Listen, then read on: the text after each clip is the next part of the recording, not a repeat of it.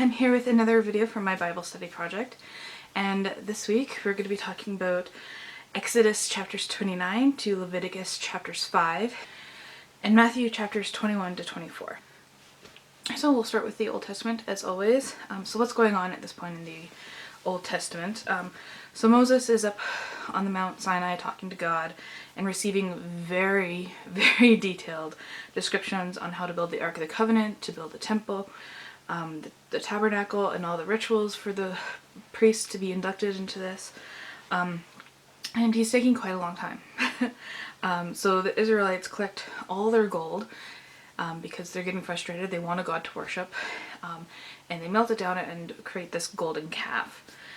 And that they begin worshiping that, and God sees this and he gets angry. And he says he's going to destroy them. And Moses says, whoa, hold up.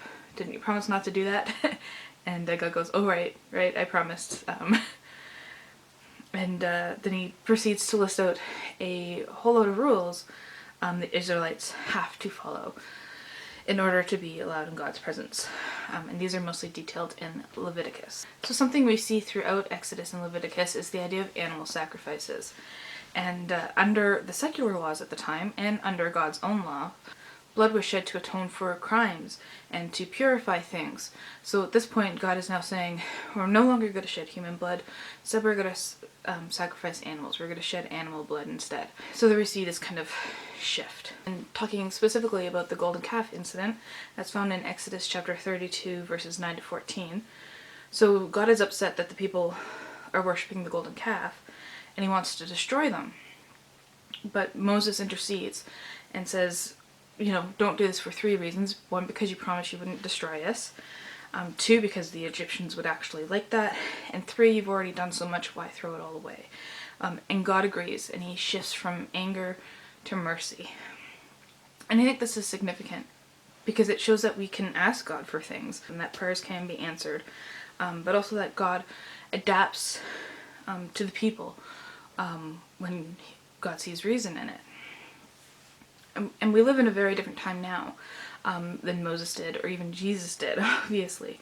And a God that doesn't adapt wouldn't continue to be worshipped. So the core of God will remain the same, that mercy, forgiveness, love, but we are no longer required to sacrifice animals. And some of the laws laid down at the time of Moses no longer apply to our modern lives. So there's not much on the Old Testament this week because a lot of it is repetitive and very specific rules for how to sacrifice animals and what to do after the sacrifice and who gets to eat the sacrifice and things like that. So let's move on to the New Testament. So what's going on in the Gospel of Matthew? Jesus is getting ready to die. He goes to the temple. We don't get the full story in Matthew, so we're not going to talk about the full story of Jesus in the temple and throwing out the moneylenders and stuff. But the Pharisees, are finally trying to get him to incriminate himself. They're trying to trick him into blasphemy so they can kill him. But they don't succeed because Jesus knows what's going on. We also get the woes of the Pharisees, and then Jesus talks about the second coming. Matthew chapter 22, verses 37 to 40, we are given the 2 most important commandments, the commandments that we always have to follow. Love the Lord your God with all your heart, all your soul, and all your mind, and love your neighbor as yourself. And these are the 2 commandments that Jesus says you have to follow, the 2 most important ones. And here I want to actually quote one of my favorite Twitterers, Carlos A. Rodriguez. I'm going to leave a link to his Twitter in the description box down below.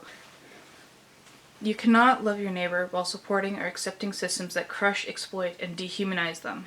You cannot love your neighbor while accepting less for them and their family than you do for you and your own. And I think that kind of encapsulates that second commandment of love your neighbor as yourself. Matthew 23, the whole chapter, is also known as the woes of the Pharisees. And this is after the Pharisees are trying to attack Jesus. Jesus says, okay, let's turn the tables here. I'm going to show you all the ways in which you are hypocrites here.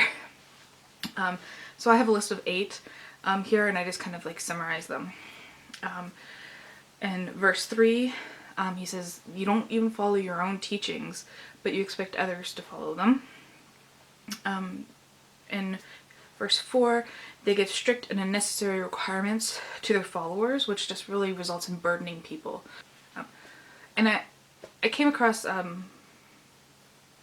thread talking about conversion therapy, and I think this fits in here. Is that conversion therapy is not biblical in any way.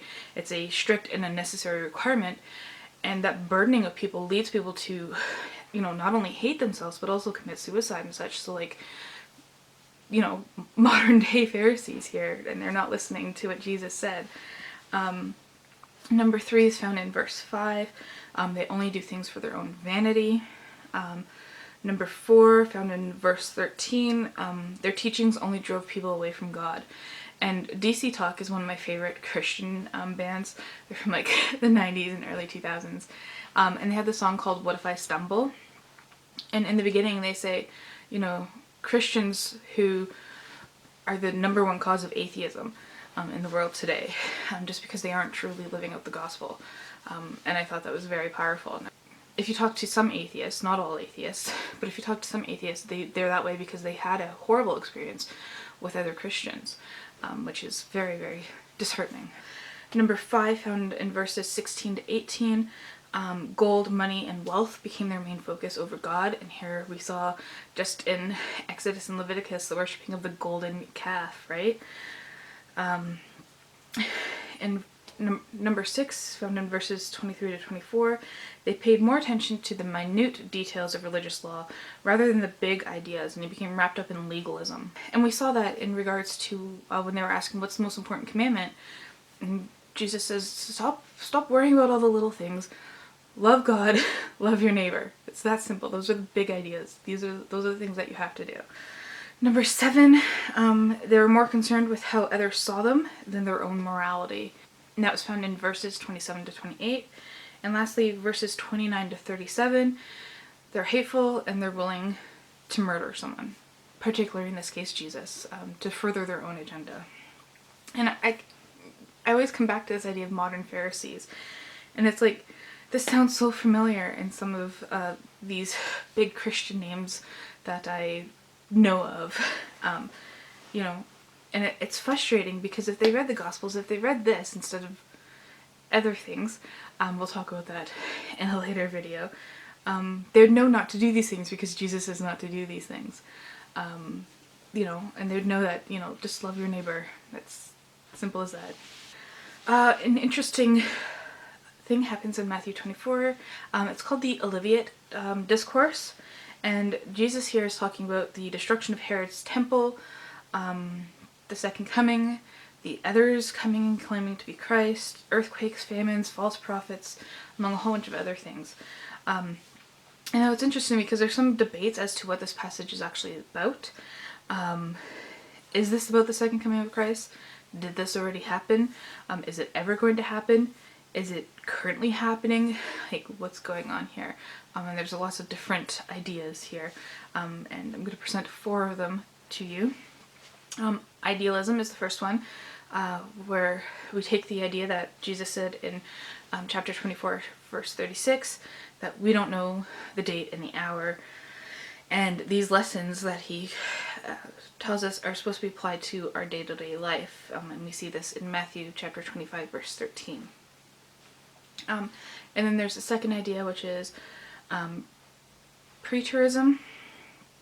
The prophecy was partially fulfilled when the Romans destroyed Herod's temple in 70 BC, but according to early Christian creeds, there's still going to be another coming. So there's those ideas. Number 3 is historicism. The church and Christians are currently in tribulation and have always been, because they've always been persecuted. And the tribulation is not literal. That's what some people believe. I'm not saying I agree with that, I'm just presenting these beliefs. Number 4 is futurism, which is the most prevalent view among conservative Christians, which is the prophecy will be fulfilled literally sometime in the future, although it can be said that people have been constantly seeing the signs of the end of times, even in the letters of Paul. He's like, we're in the end times. So, that was more than 2,000 years ago now, right? So who knows? The Old Testament at this point is very detailed and very repetitive, so I find that I'm not having a lot to say at this point. And apparently all the detail in the building of the tabernacle and ark was a representation of a future Messiah and callbacks to the Garden of Eden. And I didn't want to get into that because that'd be like an hour-long video, so I'm going to link a PDF file that kind of goes through all the symbolism of the tabernacle and ark down below. In the New Testament, we are seeing Jesus become increasingly frustrated with the Pharisees to the point where he literally starts upturning tables. And we get a more complete version of this in the other Gospels, which is why I didn't go into detail here. It's just like 2-3 lines in the Gospel of Matthew. And we can see how the condemnation of the Pharisees in Jesus' time can be applied to our own current times as well. And this was a warning not to fall down these paths again. So yes, that's it for this week's Bible study. Sorry I missed last week. I just got overwhelmed with a bunch of things and I'm hoping to get back on track now.